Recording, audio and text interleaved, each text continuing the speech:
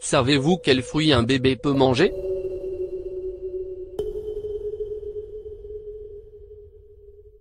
Avoir un bébé est une chose merveilleuse, mais en prendre soin peut constituer une véritable source de stress.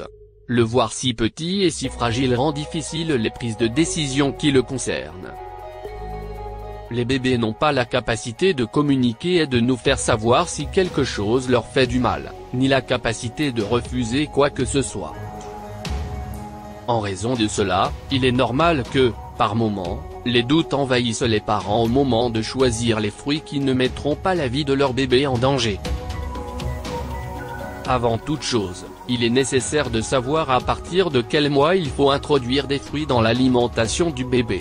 L'idéal est de le faire à partir de 6 mois. Les fruits doivent être préparés sous forme de jus ou en bouillie afin d'être introduits peu à peu. Il est possible que la réaction première du bébé soit le rejet. Il ne faut pas s'inquiéter, commencez par lui faire boire un jus de temps en temps pendant plusieurs jours, et s'il refuse, essayez sous forme de purée en suivant le même processus. Petit à petit, il s'adaptera au goût et à la texture. Il faut avoir à l'esprit que, à ce moment-là, le bébé ne connaît que le lait. Il faut lui laisser le temps. Pensez également aux allergies.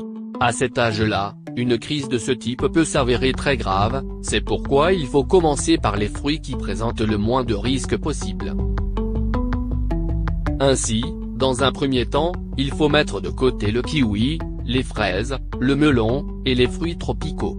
Souvenez-vous de ceci, autant les jus que les bouillies doivent être composés d'un seul fruit afin que le processus soit lent et certain. De plus, si le bébé présente des symptômes d'une allergie, vous saurez quel fruit est à l'origine de ces symptômes. Découvrez quels sont les fruits que votre bébé peut manger. En plus de son goût sucré, la pomme est l'un des fruits les plus doux, le risque d'intolérance est très minime. Les bienfaits de la pomme pour les bébés sont très significatifs. La pomme contient des fibres dont les enfants ont tant besoin.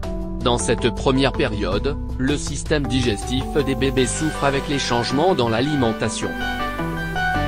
Cela est à l'origine des problèmes de constipation, problèmes très fréquents chez les bébés. La pomme est riche en calcium, en potassium, en fer et en vitamines A, B, C et E. Tout comme les autres fruits, la pomme apporte aussi du sucre dont les bébés ont besoin afin d'avoir de l'énergie. Tout comme la pomme, la probabilité que votre bébé ait une réaction allergique à la poire est très faible. La poire contient beaucoup de minéraux, du potassium, du magnésium et du calcium. Grâce à ses hydrates de carbone à assimilation lente, la poire apporte un supplément d'énergie en même temps qu'elle renforce le système immunitaire avec son apport en vitamine C. Comme si cela n'était pas suffisant, la poire contient également de l'acide folique et des antioxydants naturels. Enfin, la poire se démarque par sa teneur en fibres et en acides gras polyinsaturés. Pour ceux qui se demandent quels fruits un bébé peut manger, la pomme et la poire sont des fruits sûrs. La preuve de leur douceur est que même les adultes choisissent ces fruits en cas de problème d'estomac. Avant de préparer une recette avec des bananes, retirez les fils. Une fois que c'est fait, vous avez à disposition un aliment important pour votre bébé.